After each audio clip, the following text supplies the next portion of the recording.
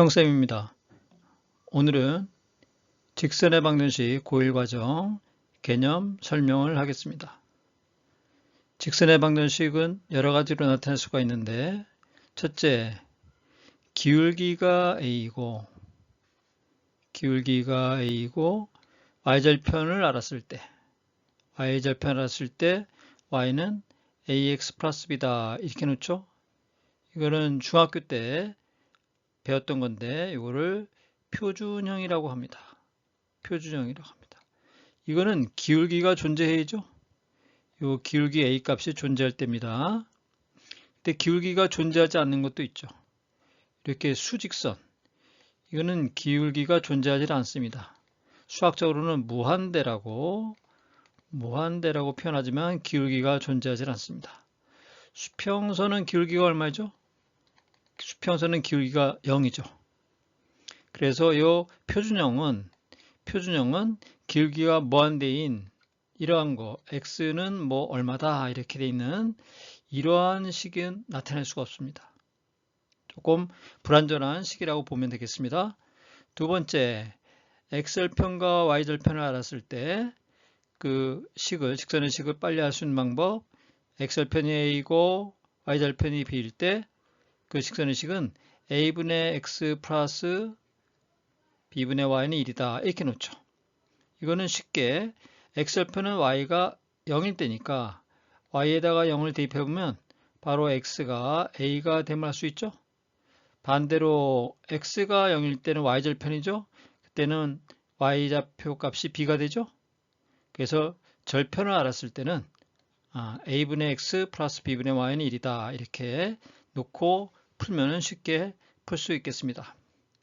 아까 1번에서 y는 ax 플러스 b 표준형이 조금 불완전한 것이라고 그랬는데, 그거를 이렇게 방정식 형태로 놓는 식을 일반형이다 그러죠. 그러면 이거는 y가 없으면, y가 만일에 없으면 b가 0이면 x는 얼마다 이런 꼴이 나오겠죠. 그래서 이 일반형이야말로 모든 직선의 식을 표현할 수 있는 식이다 그렇게 되겠습니다. 그래서 우리는 앞으로 고1 과정부터는 일반형에 대해서 많이 이용하게 될 것입니다. 네 번째, 기울기가 m이고 기울기 r과 한 정점, 반드시 지나는 점이죠. x1, y1을 지나는 직선의 방정식을 놓을 때 한 점을 지나는 직선은 무수히 많습니다. 한 점을 지나는 직선은 무수히 많다. 그러면 이 무수히 많은데 그 중에서 x가 x1일 때 y가 y1을 만족해야죠. 그래서 m의 값이 취할 수 있는 기울기가 모든 실수이기 때문에 항등식 정리해서 이 좌변이 0일 때, 즉 y가 y-2일 때 분명히 우변이 0이 되는 값이 존재할 수 있는데 그때 x가 x1이죠. 그러면 x1일 때 y1을 만족한다는 얘기니까 그 얘기인즉슨 x1, y1을 반드시 지난다 그 얘기죠. 반드시 지난다. 이게 항등식의 원리를 이용해서 표현한 것입니다. 어떻게 한다고요? y-y1은 m 기울기 곱하기 가로 x-x1. 그래서 조건이 기울기하고 한 정점이 주어지면 이 식을 이용해서 풀 수 있겠습니다. 다섯 번째 양식은 두 점을 지나는 직선의 방정식. 두 점을 지나는 직선은 몇 개 존재합니까? 오로지 한 개밖에 존재하지 않습니다. 그래서 이 두 점을 지나는 직선은 두 점의 좌표를 알면 기울기를 알 수 있죠. 기울기 m은 x2-x1분의 y2-y1이죠. 그래서 한 정점을 지나는 직선을 x1, y1이라고 하면 y-y1 기울기 m 대신에 요 기울기 시계값을 대입해서 또 곱하기 x-x1 이렇게 정리하면 두 점을 지나는 직선의 방정식이 되겠습니다. 기울기를 모르니까 이 기울기만 더 첨가해서 놓은 것이 4번과 차이점이죠. 그래서 이거를 공식처럼 외워서 바로 해야겠습니다. 여기서 y1을 빼주나 y2를 빼주나 결과적으로는 똑같게 나오게 됐습니다. 결과적으로는 똑같이 나옵니다. 그래서 아무 좌표를 갖고 하나의 정점으로 잡으면 되겠습니다. 다음 두 직선의 위치 관계 나옵니다. 두 직선이 놓을 수 있는 위치 관계에 대해서 알아보겠습니다. 두 직선의 식을 앞으로는 일반형으로 놓고 한다 그랬죠? 두 직선의 식을 이렇게 놨을 때 두 직선이 서로 만날 때, 두 직선이 평행일 때, 그 다음에 두 직선이 이렇게 겹칠 때, 그 다음에 또 두 직선이 특별한 경우 수직 교차할 때 이런 경우가 있을 수 있죠. 그럼 두 직선이 서로 만난다 그 얘기는 두 기울기, 이 기울기가 다르면 반드시 만나게 돼 있죠. 그러면 기울기는 x의 계수하고 y 계수 가지고 결정되기 때문에 이렇게 x의 계수의 b하고 y의 계수의 b가 다르면 되겠습니다. 또는 이거를 표현할 때 이렇게 표현할 수 있죠. a 대 b가 a' 대 b' 같지 않다. 이것도 조건은 결과적으로 풀면 같습니다. 결국 이렇게 쓰나 자기가 습관을 들이기 나름인데 이렇게 x의 계수는 x의 계수끼리, y의 계수는 y의 계수끼리 이렇게 하는 게 더 외우기가 좋을 것 같습니다. 두 번째, 두 직선이 평행이면 기울기만 같아서는 안 되겠죠? 평행이면 요 y절편, y축과 만나는 점이 달라야겠죠? 기울기가 같고 y절편은 다르다. 기울기 같다는 1번의 조건에서처럼 a 대 a' 하고 b 대 b'가 같고 요 상수항의 비만 틀리면 이거는 y절편이 다르다는 뜻입니다. 그래서 상수항의 비가 다르면 평행 조건이다. 3번 두 직선이 겹치면 그러면 기울기도 같고 y절편도 같아야겠죠? 그러면 여기서 요 c 대 c' 요 b의 값만 이렇게 같으면 되겠죠? 모든 계수의 비가 같아야겠죠. 그래서 예를 들어서 x 플러스 y 플러스 2는 0하고 다 2배를 해주면 2x 플러스 2y 플러스 4는 0하고는 같은 식이다 그 얘기죠. 이걸 2로 나눠보면 똑같은 식이 되겠죠. 그래서 계수만 보고 다르다고 해서 다른 식이 아니고 요 b의 값이 같으면 요 b의 값이 지금 1대 1대 2죠. 여기도 마찬가지로 1대 1대 2가 되죠. 이럴 때는 기울기도 같고 y절편이 모두 같아서 두 직선이 겹치는 경우입니다. 그러면 네 번째, 두 직선이 교점을 지나는 직선의 식이 어떻게 되느냐? 그러면 두 직선의 교점을 지나려면 L1과 L2의 교점 P를 지나려면 이 P가 바로 정점이 돼야 되고 이 P의 이 두 식, 이 L1과 L2의 두 식의 방정식을 모두 만족시켜야겠죠? 지금 새로 구하고자 하는 식이 말이죠.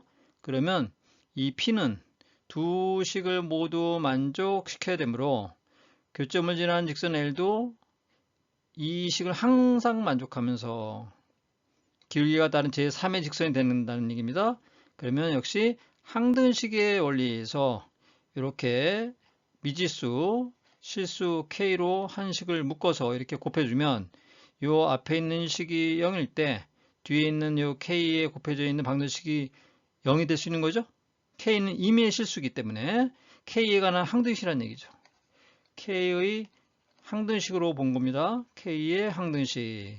그래서 요 K를 구하고끔 K를 구하는 조건이 주어집니다. 조건.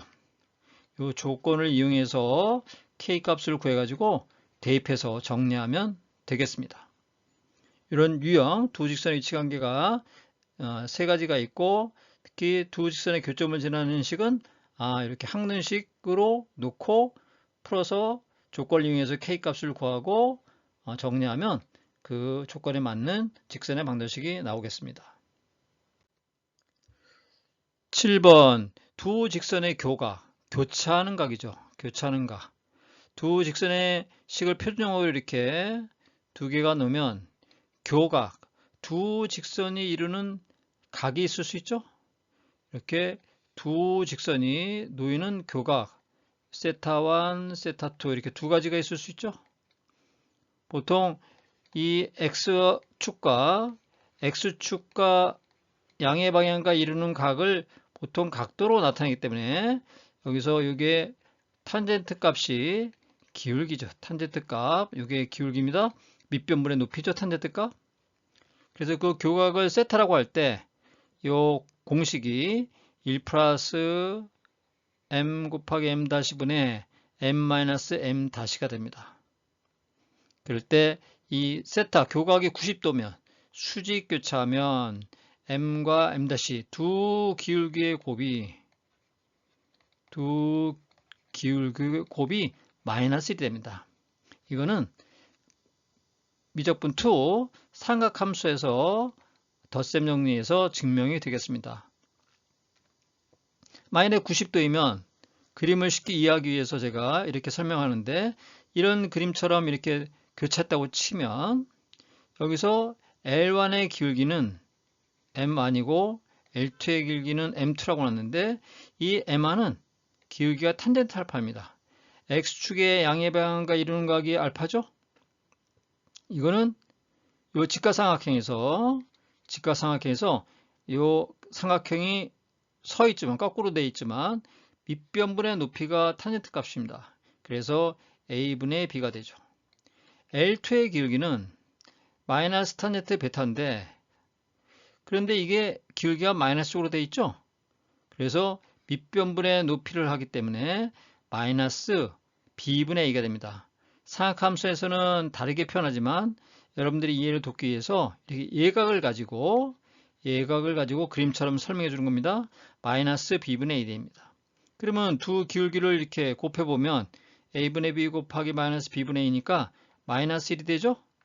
일단은 이렇게 이해를 하시고 미적분 2 사각함수에서 증명한 것을 또 배워보기로 하겠습니다. 기억하시기 바랍니다. 두 직선이 수직으로 교차하면 두 기울기의 곱이 마이너스 1이다. 여덟 번째, 점과 직선과의 거리 공식이 있는데, 점 P, x1, y1에서 직선 ax 플러스 by 플러스 c는 0으로 일반형으로 이렇게 놨을 때 이 거리를 d라고 하면 이 거리 d를 구하는 공식입니다. 일단 L의 이 직선의 길기가 마이너스 a분의 b죠? 그러면 여기다가 수선을 내렸을 때 이 수선의 길이가 점과 직선과의 거리거든요. 그러면 pH의 기울기가 수위로 교차하니까 a분의 b입니다. 그러면 pH의 방정식은 바로 P점이 정점이고 기울기가 a분의 b인 직선의 식이니까 이렇게 되겠죠? 그러면 요거하고 요 L과하고 교점 H를 구하면 연립방정식 풀면은 식이 나올 텐데, 그런 다음에 두 점 간의 거리 공식, 두 점 간의 거리 공식에 의해서 pH를 구하면 공식이 이렇게 나옵니다. 여러분들이 이거를 연립으로 푸는 방법은 간단하진 않지만 한번 해보시면 그렇게 어렵진 않고, 식이 조금 복잡해서 그렇지 그 H의 좌표가 나올 거고, H의 좌표 두 점 간의 거리 공식에 의해서 pH를 구하면 요 거리 d가 루트 a제곱 플러스 b제곱분의 절대값 ax1 플러스 by1 플러스 c 절대값이 됩니다. 이거 공식은 외우기 쉽죠. 요 일반형 직선은 이제 일반형에서 다 시작하는 거니까 계수 루트 a제곱 플러스 b제곱분의 a xy 자리에다가 좌표를 넣어주면 됩니다. 요 정점 x1, y1은 그냥 대체해 준다고 생각하면 됩니다. 루트 a제곱 플러스 b제곱분의 절대값 ax1 플러스 by1 플러스 c가 됩니다. 이거 처음에 10번 써서 외우고 또 까먹으면 5회씩 쓰면서 넘어가면 되겠습니다. 공식 유도도 한번 해보고요. 꼭 암기하시기 바랍니다. 오늘 점과좌표, 직선의 방정식에 대해서 개념에 대해서 쭉 설명했는데 또 응용 문제 좀 다뤄보겠습니다. 삼각형의 넓이 공식이 있습니다. 삼각형의 넓이 공식, 세 점의 좌표를 알았을 때, 세 점의 좌표, A좌표, B좌표, C좌표 이렇게 줬을 때 삼각형의 넓이 공식이 이렇게 나오는데 한 점에서 마주보는 대변의 식을 구해가지고 일반형을 구해가지고 이 거리 D를 구해서 넓이를 계산한 겁니다. 결국 넓이는 2분의 1 곱하기 BC 곱하기 수선의 발을 H라 하면 AH가 되겠죠? 그러면 이 H는 점과 직선과의 거리 공식을 구해야 되니까 첫째 BC의 방정식 구해야겠죠? BC의 방정식 구해서 일반형으로 나타내고 그다음에 두 번째 거리 D를 구해야겠죠? 거리 D를 구해서 거리 공식에 의해서 D를 구하고 그 다음에 넓이는 또 계산에 밑변의 길이가 필요하니까 또 BC의 길이 구하고 마지막으로 넓이를 계산하면 되겠죠. 2분의 1 곱하기 BC 한 다음에 거리 D를 구하면 공식이 이렇게 나옵니다. 이 공식의 특징이 있습니다. 2분의 1 절대가 x1에서 가로 곱하는 게 2에서 3 곱하죠. y2-y1. 이번엔 x2에서 나머지가 차례대로 1, 2, 3가 번호가 이렇게 돌아간다고 생각하면 됩니다. 그래서 x2에다가는 y3-y1 곱하고 그 다음에 x3는 그 다음에 1이 되니까 y1에서 y2 곱하고 이거를 바꿔도 상관없습니다. 예를 들어서 s가 2분의 1 절대가 y1 x2 빼기 x3 플러스 y2 x3 마이너스 x1 플러스 이번엔 y3 x1 마이너스 x2 이렇게 y를 먼저 곱하고 뒤에 부분에 x를 곱해도 결과는 똑같습니다. 그런데 이 중에서 이때 특히 한 점이 원점일 때 그러면 예를 들어서 x1이 0이고 y1도 0이다 해서 이걸 대입해 보면 조금 더 이렇게 간단하게 나옵니다. s는 2분의 1 절대가 x1 곱하기 y2 마이너스 y1 곱하기 x2 여기서 3가 안 보이죠? 이거는 x3하고 y3가 모두 0으로 해서 계산한 겁니다. x1하고 x2를 0으로 해서 해도 마찬가지로 결과는 답은 똑같습니다. 그래서 이거는 2분의 1 x1 y2 마이너스 y1 x2 그러면 여러분들이 이 공식을 두 개를 기억하고 있으면 조금 계산하는데 수월하게 시간을 좀 낭비하지 않고 시간을 세이브할 수 있겠죠? 그래서 이런 특징이 있으니까 이 활용도 좀 알고 있으면 공식을 알고 있으면 많은 도움이 될 수 있습니다. 그러면 오늘 직선의 방정식 개념 설명을 마치고 다음 시간에 원의 방정식에 대한 개념을 설명하도록 하겠습니다. 여러분들의 구독과 좋아요는 저에게 큰 힘이 됩니다. 감사합니다.